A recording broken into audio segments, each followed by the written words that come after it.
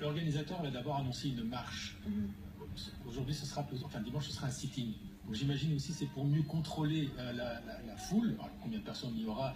Semble-t-il sur les réseaux sociaux, il y a déjà 2000 à 2500 personnes qui se disent oui, nous allons participer à ce sitting. C'est vrai que s'il y a une marche blanche, on s'en souvient, de 300 000 personnes, c'est beaucoup plus difficile à contrôler. Donc j'imagine qu'aussi c'est une demande des autorités de dire faites un sitting autour de la place et là on pourra mieux contrôler la foule. Oui, absolument, ça va dans le sens de mon analyse, absolument, ce sera le cas, je pense. Et on se souvient, Christophe, au lendemain des attentats du 13 novembre à Paris, il y avait une marche démentielle dans les rues de Paris. Je pense que c'était le plus grand rassemblement depuis la Seconde Guerre mondiale. Après les attentats de Charlie Hebdo.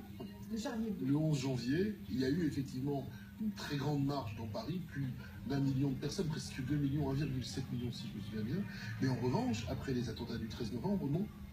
Il y a eu la cérémonie officielle des autorités françaises aux Invalides, là où on fait les cérémonies pour les grands hommes d'État, les grands militaires, etc. Donc là, c'était vraiment une cérémonie pour les familles des victimes. Et puis ensuite, il y a eu un rassemblement place de la République, mais un rassemblement statique.